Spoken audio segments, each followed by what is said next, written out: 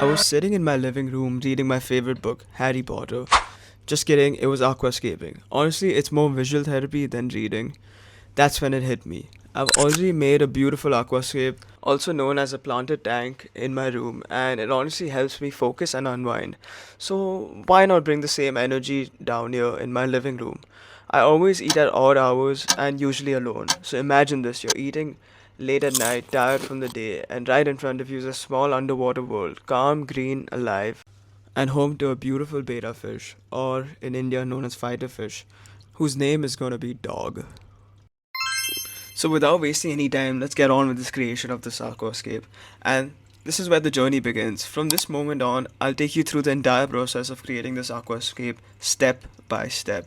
Share with you what to do, what not to do, and how to build a calm living ecosystem from scratch. My goal isn't just to show you how it's made, but to make you feel the peace and creativity that comes with it. And who knows, maybe one day this video will inspire you to create an underwater world of your own one day. So let's start building the foundation of the world that Dog will soon call home. The tank I'm using is a 60 centimeter long, 30 centimeter wide, and 20 centimeter tall tank, which gives me a total of 36 liters. That's around 9.5 gallons for you Americans. And this tank cost me 1,000 rupees, which is about 12 US dollars, which is super affordable for beginners. Before placing it, I added a rubber mat underneath to protect the marble from scratches. The mat cost me 200 rupees from Amazon. Then I trimmed it to the size for a sleek and minimal look.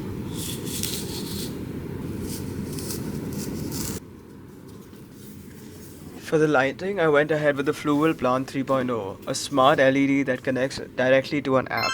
What I love about it is that you can create a custom sunrise and sunset cycle so it mimics natural daylight. So no need to manually switch it on every morning. The strong light is essential for plant growth and it helps the leaves photosynthesize and keeps your plants healthy, vibrant and thriving. This light is more on the expensive side, costing me around 14,000 rupees, but one of the best investments you can make for a planted aquarium. Of course, there are more affordable options that don't have app controls but still do a really good job. And if you guys are on a budget, I will link a few lights in the description below. Now let's talk about one of the most important but often overlooked parts of aquascaping, the substrate. For the base layer, I crushed up some root tabs that cost me around 400 rupees. They provide essential nutrients deep down, right where the roots grow.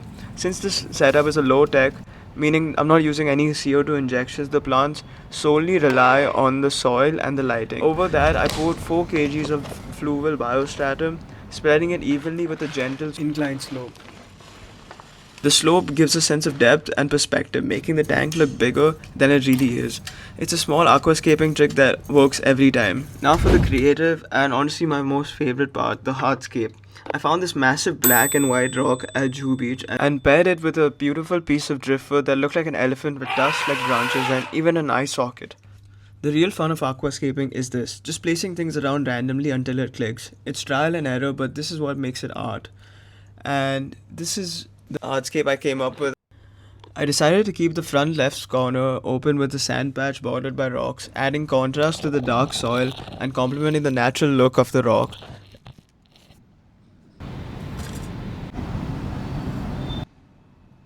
And this is the result I came up with. Now that the hardscape is complete and I'm finally content with how it looks, let's start planting and add some life to this. Okay, so I fast forward the first attempt and yeah, I didn't love it entirely. So I redesigned everything on my virtual drawing board and adjusted the plant layout, the water height and give it a shallow look. Let me show you what I mean. Okay, so the small green plants on the left side and the red plants on the right side. Then I decided to move the small green plants to the right and the red plants to the left side and then change the water level to make a perfect new mansion for my pet homie named Dog. I then proceeded to remove all the water and then begin re-explaining what I'm about to do. The plan is to make like a large forest area back here and then move all these plants along with more of the same plants up ahead into this area. I'm gonna push this wood back into the wall so it forms a flush thing against the wall and this light can come in the center so it can light up the whole tank. Okay, stay with me. I then decided to move the filter to the back side as well. And since it is a waterfall, I'm going to stack up these pebbles and lay it on top of the small wood piece protruding out of the wood, so the water falls on top of it, at the same time keeps the driftwood from floating and also doesn't mess with the substrate at the bottom.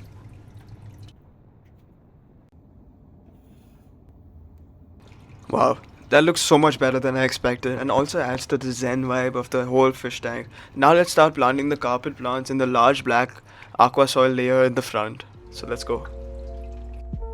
I also ordered more of these plants that cost me 2000 for 9 pots.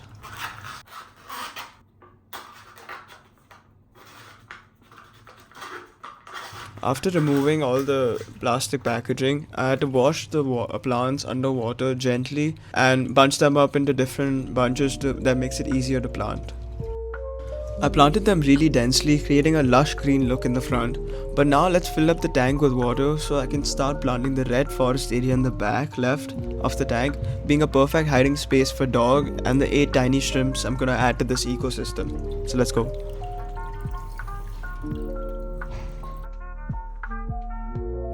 I went ahead and added one plant at a time, planting them really densely together, making a red forest. But I made one mistake when adding the water. I added the water really fast at the start, disturbing the water and the sand at the front getting absolutely covered with black soil, making it really off-putting and throwing me off. I anyways had to do a water change before adding the shrimps to the tank, so I removed the water, threw out all the sand, and added a fresh new thick layer of sand to that area. Then added a Ziploc bag at the top and slowly poured the water over the Ziploc bag until the water was filled up.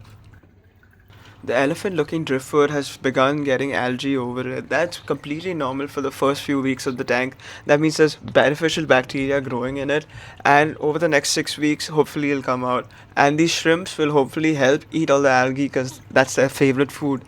I also had to go on a rescue mission and find this last shrimp that had fallen out, and I'm so glad I got him in the tank. Ladies and gentlemen, it's time for the start of the show.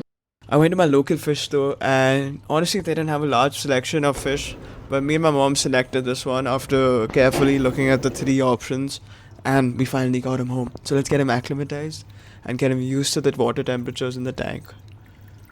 After keeping him in the fish tank for 30 minutes, I decided to remove him and place him into his kingdom where he can rule the world and Dog can live his best life. We decided to name him Dog because this house was lacking some dog energy, and it's always good to have some kind of personality around. And Dog is absolutely beautiful. Like, I was just like staring at him all night. Hi, dog. Hi. What's up, dog? And Dog already reacts to his name, so he's already well trained. So anyways, thank you guys for watching. I'll see you next week. Dog. Hi, dog. Over the Ziploc bag until the water was filled up.